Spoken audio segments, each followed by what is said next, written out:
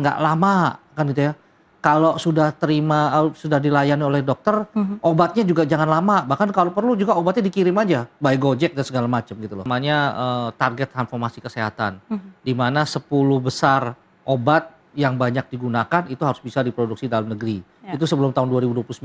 Menurut saya ya, pertama kalau membenahi SDM terus PHK ini kan ribut di mana-mana ya.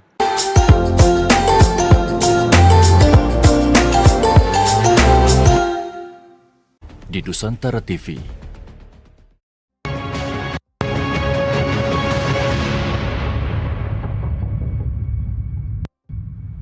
Anda kembali menyaksikan Nusantara Economic Update dan kita jelang segmen Health and Beauty untuk Anda.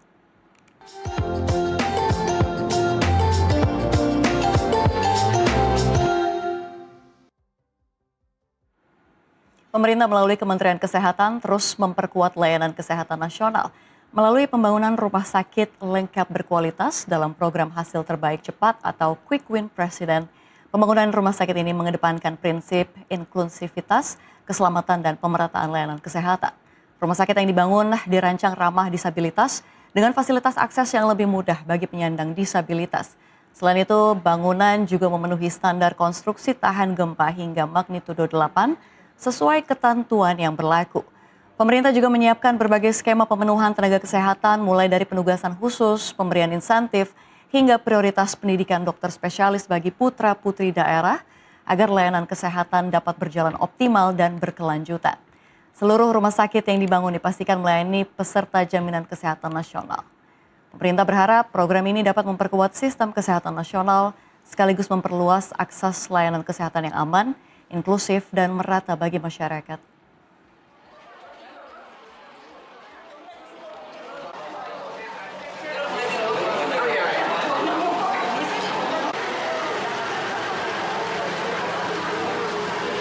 Makasih Bapak. Put, untuk stok berita Dinkes. Mumpung lagi ada izin ya.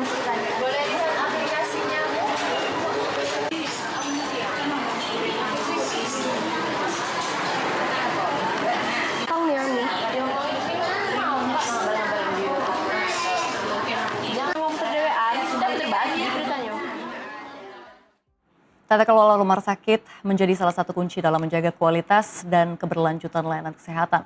Lalu bagaimana langkah pemerintah memperkuat pengelolaan rumah sakit di tengah berbagai tantangan yang dihadapi? Untuk membahasnya sudah hadir bersama kami di studio Nusantara TV Direktur Jenderal Kesehatan Lanjutan Kementerian Kesehatan Republik Indonesia, Bapak Azhar Jaya. Pak Azhar, terima kasih atas waktu Anda untuk meluangkan waktunya ke studio Nusantara. Pak Azhar, tadi kalau misalnya kita lihat memang banyak sekali rumah sakit khususnya daerah begitu ya yang menghadapi tekanan keuangan. Kalau kita lihat termasuk utang, obat, layanan kesehatan. Dari perspektif Kementerian Kesehatan, sebenarnya apa akar masalah terbesar dalam tata kelola keuangan rumah sakit saat ini? Ya, baik, terima kasih Mbak Safira dan pemirsa Nusantara TV di seluruh Indonesia. Jadi memang kita harus memperbaiki tata kelola ya. Karena kalau kita lihat dari segi SDM maupun peralatan itu sebenarnya rumah sakit Indonesia tuh nggak kalah dengan yang di luar negeri.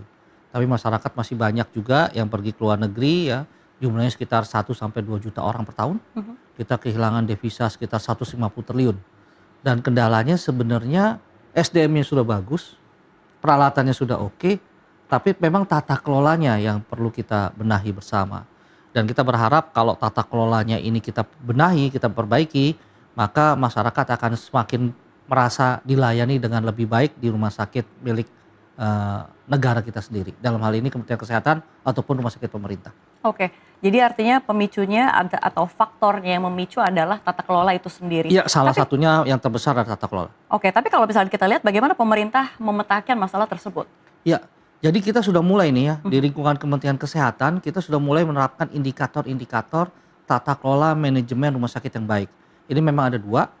Yang pertama yang berorientasi kepada pasien oriented, dan berorientasi kepada peningkatan pelayanan klinis dan manajemen. Untuk pasien oriented ini udah mulai banyak diikuti oleh teman-teman di rumah sakit RSUD yang lain ataupun juga rumah sakit swasta. Pertama memang pasien tuh datang tuh maunya apa? Yang pertama dia datang satu nggak sulit parkir, Ya. kan gitu ya. Nah itu udah ada tuh time-nya, dia harus berapa lama dia harus nemuin tempat parkir. Kemudian nggak sulit apa istilahnya pendaftaran, ngantrinya nggak lama, kan gitu ya. Kalau sudah sudah dilayani oleh dokter, obatnya juga jangan lama. Bahkan kalau perlu juga obatnya dikirim aja by Gojek dan segala macam gitu loh. Jadi ini kita mulai benahi nih supaya pasien merasa datang ke rumah sakit lebih cepat.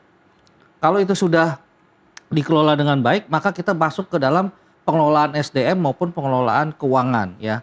Seperti kita ketahui bersama bahwa saya sudah mulai melakukan pembinaan tata kelola di 100 RSUD dari 514, ada 100 RSUD yang berminat. Memang kalau dari segi manajemen yang paling krusial adalah tata kelola SDM dan tata kelola keuangan. Oke. Dia. Oke, tapi kalau misalkan kita lihat begitu ya, seperti yang Anda katakan gitu ya Pak Azhar, ini kasus keterlambatan pembayaran obat, itu tentu saja bagi rumah sakit kan juga menjadi masalah dan terjadi di berbagai daerah. Bagaimana pemerintah ini memastikan sistem pengadaan pembayaran obat bisa lebih sehat dan juga berkelanjutan? Oke, tentu saja obat itu adalah komponen penting ya dari suatu pelayanan rumah sakit. Oleh sebab itu maka manajemen obat-obatan ini harus dikelola dan manage dengan baik. Itu mulai dari usernya dulu.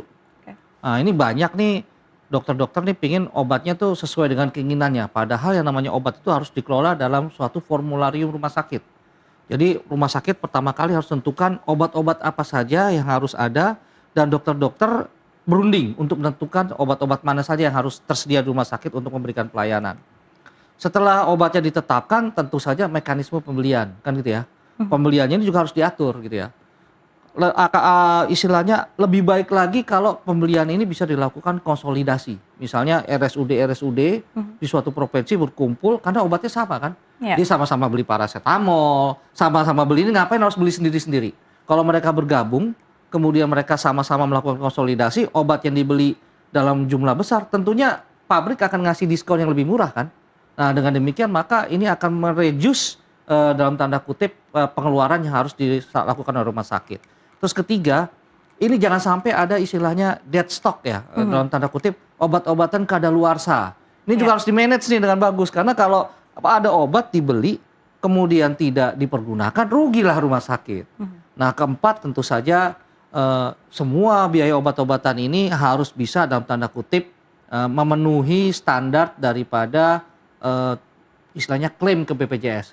Jangan sampai nanti obat-obatan yang dibeli terlalu mahal, kemudian klaim BPJS murah, yang penting masyarakat sekali lagi dapat apa istilahnya pengobatan yang standar tapi masuk di dalam klaim BPJS. Oke, tapi yang tadi Anda katakan semuanya sebenarnya langkah konkret apa yang sedang dilakukan oleh pemerintah, yang tengah dilakukan pemerintah? Oh ya, pertama yaitu tadi pemerintah dalam hal ini Pak BGS ya, beliau menyatakan bahwa beliau tidak ingin lagi ada istilahnya obat-obatan di Indonesia lebih mahal daripada di luar negeri. Ya. Katanya isunya rumah sakit apa istilahnya obat Indonesia itu bisa 2 atau 3 kali lipat lebih mahal daripada di Malaysia. Nah ini kita tanya nih, kita bedah nih, apa sih masalahnya gitu ya? Oh ternyata memang satu ya di sisi lain masalah mungkin obat-obatannya banyak diimpor bahan bakunya dibanding luar negeri. Oleh sebab itu kita akan membenahi, kita coba memperbaiki agar bahan baku obat yang sebagian besar dipergunakan di Indonesia itu bisa diproduksi di kita sendiri. Kedua yaitu tadi kita berusaha menghindari lah dalam tanda kutip, mohon maaf nih ya, biaya lain ya, biaya promosi yang berlebih-lebihan ya antara dokter dengan produsen obat ini ya kita coba cut ya. Sebaiknya kita profesional seperti itu, jangan ada lagi lah ada kickback ya segala macam ya yang dalam tanda kutip membuat obat itu mahal. Terus yang terakhir yaitu tadi kita harus bisa dalam tanda kutip memberdayakan obat-obatan tradisional kita ya, obat-obatan yang bahan bakunya banyak di Indonesia untuk jadi obat menjadi tuan rumah di negeri sendiri terkait dengan hal itu. Itu strateginya sih. Target bisa tercapai kapan, Pak Azhar? Jadi targetnya nih ini teman-teman di Direktorat Jenderal Farmasi ya. Jadi kita punya namanya target transformasi kesehatan, di mana 10 besar obat yang banyak digunakan itu harus bisa diproduksi dalam negeri. Ya. Itu sebelum tahun 2029. Terus juga kita punya target di mana 10 besar alkes itu yang paling banyak digunakan di rumah sakit harus bisa diproduksi di dalam negeri.